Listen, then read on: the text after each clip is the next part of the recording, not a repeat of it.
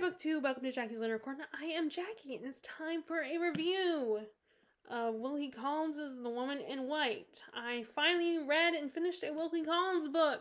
Yay, yes. This is also for Victober. And Wilkie Collins is a favorite author of the late, sadly late, Jennifer Brooks. And this was in honor, reading Wilkie Collins was in honor of her. I hope she is at peace. If there's a heaven or not, I hope she is there and at peace, reading tucked away in the library, reading her favorite Wilkie Collins or her favorite whatever other author she enjoys. So, this is a book I started a while back, and I couldn't decide between if I wanted to pursue this one or if I wanted to read The Moonstone, which is shorter, so I decided I made a lot of progress. I may as well finish this one. So this one starts, it's a bit of a mystery, but not, if that makes any sense. So we have, this one starts first with one of our main characters, Walter Hartwright. He is a drawing master, and he has been given a job to be a tutor to Laura Fairley and her sister Marion Halcombe. And actually has an interesting encounter on the way where he meets a mysterious woman in white, dressed in white, and she is scared of something, and he tries to, feeling sympathy for her, he points in direction to where she asked to go. And so after they part ways, he crosses paths with these two men who work at a hospital, and they ask him about if she's seen a woman dressed in all white, and it turns out he is told that she is escaped from an asylum, and he lies and said no, and so they go on their way. So he gets to the house, to Limmeridge, where these girls are, and he starts tutoring them, and he gets to know them, and he ends up falling in love with Laura. But the problem is Laura is engaged to Sir Percival Glyde, which was her father's dying wish, to marry this guy, and she falls in love with Walter as well. But she does not, so he starts to that she doesn't want to marry Sir Percival Glyde because she has fallen in love with this other man. And she also receives a mysterious anonymous note, and that Sir Percival Glyde is not that great of a guy, and she shouldn't marry him, and he might have some secrets, some skeletons.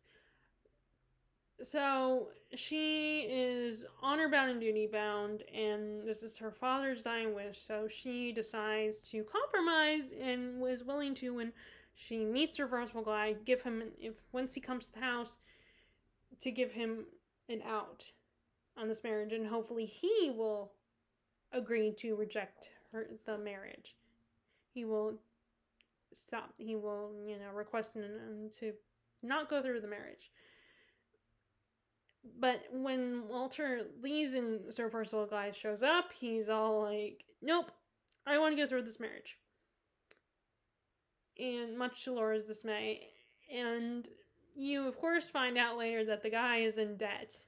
Financially in debt, serious debt, and he needs Laura's money. So, yeah, right away, red flag, an ass. Of course, back then, fortunately, money was, not that it's not a big deal now, but most women were being forced to marry for money. And so, they get married, go on their honeymoon, and Marion is gonna, stay with her sister and take care of her sister.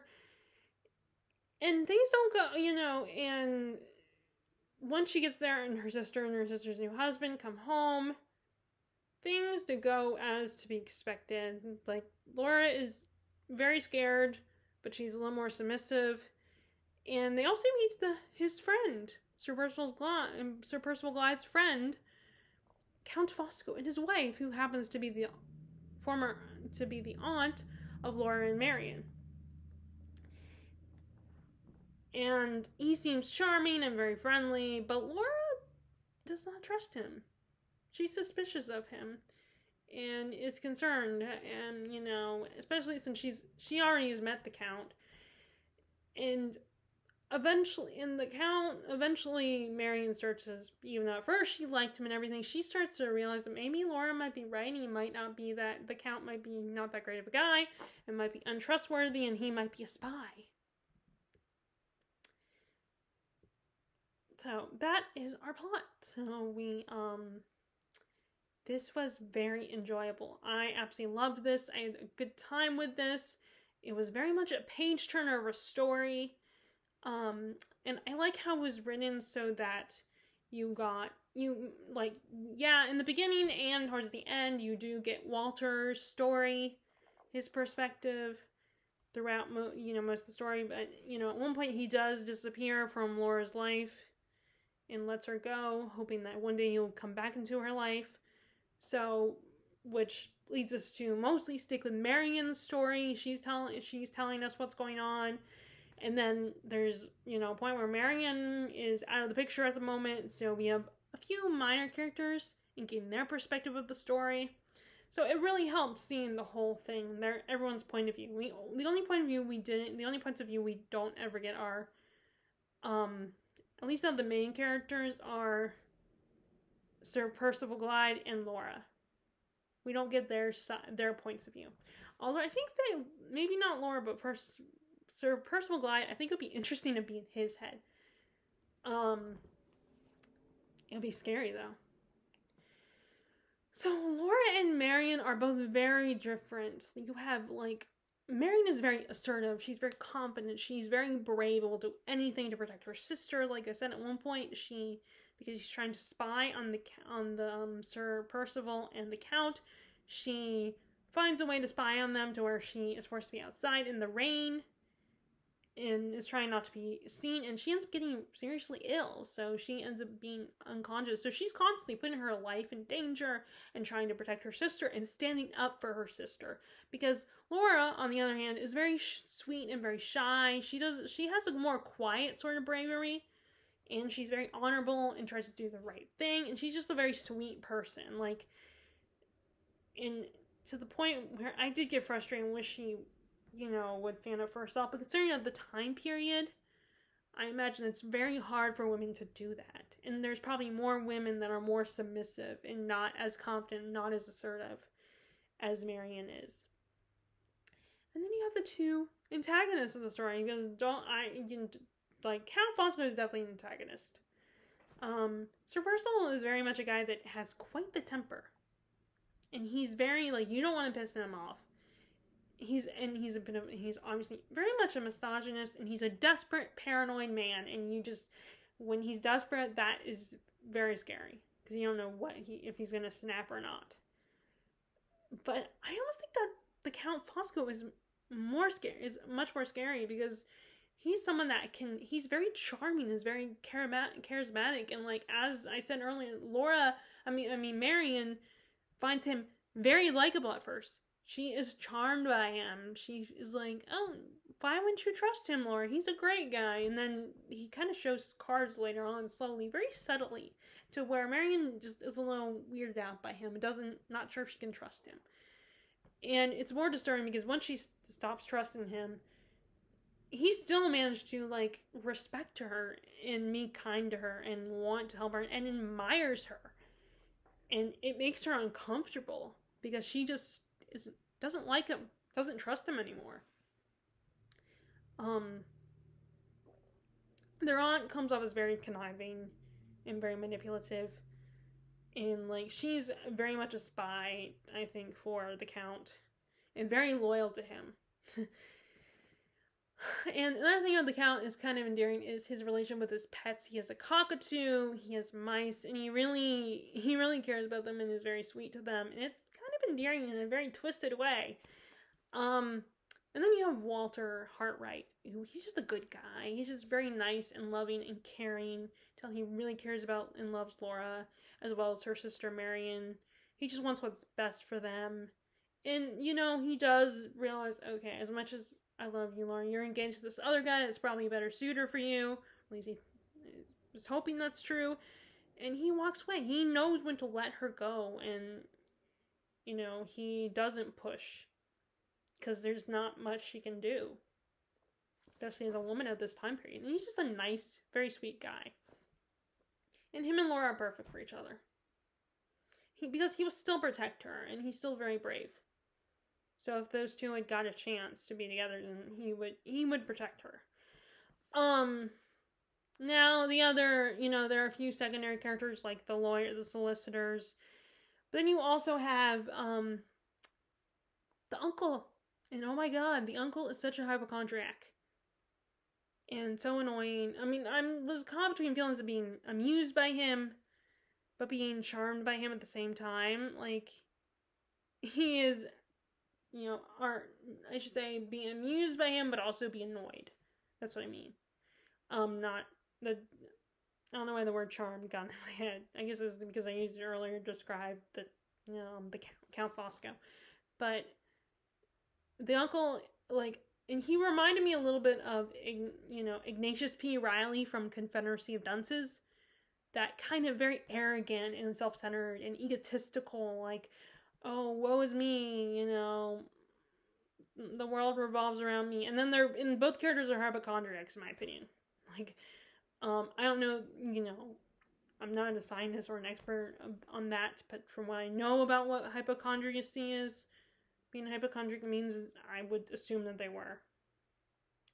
He's always worried, the uncle's always worried about getting sick, and that people are going to mess with his health by just bothering him and being there and annoying.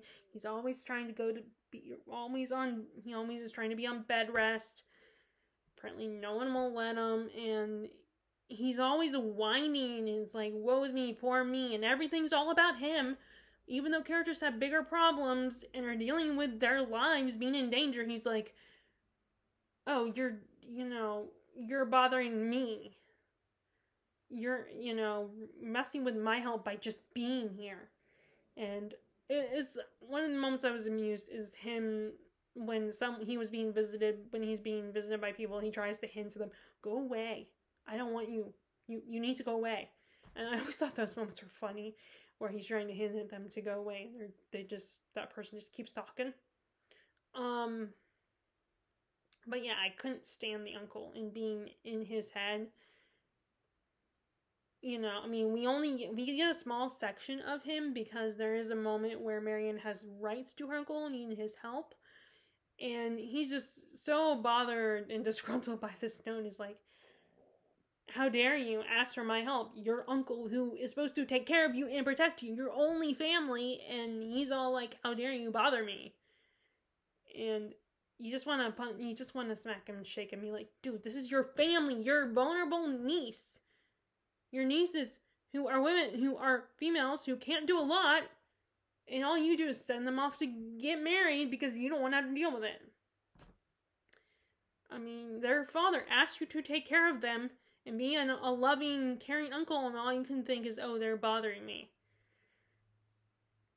So yeah, I'm more annoyed by him than amused, but there are moments where I'm amused by him. But anyway, so this was really good. This was very fun. It is a bit slow, you know. I mean, if you're not into slower, like a lot of Victorian novels, I think are very slow paced, because a lot of these authors wrote serially, and I think Wilkie Collins, like Dickens, was one of those authors that wrote serially. So they gotta end their chapters on cliffhangers and keep you interested in wanting to read more, because then you have to wait a week or a month to get the next installment. So they gotta end it in a way that's exciting and keeps you on your toes and keeps you wanting to read more. So yeah, there would be a lot of cliffhangers throughout and a lot of dun dun dun moments, and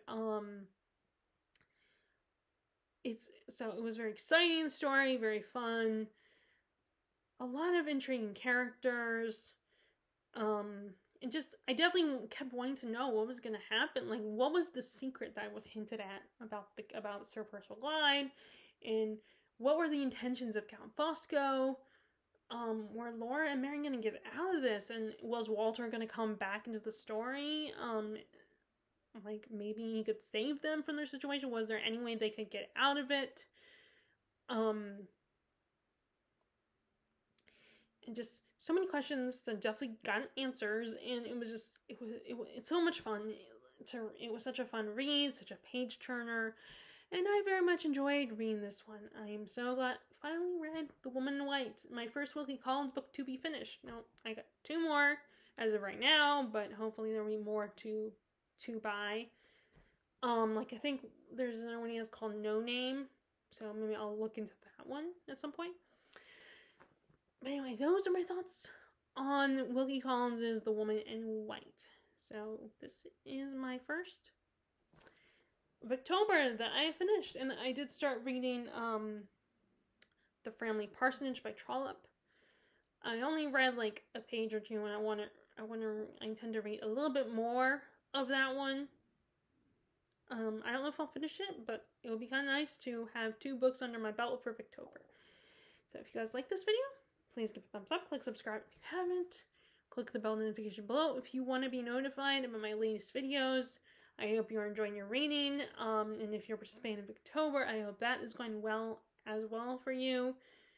And I will talk to you all later. Alright, bye!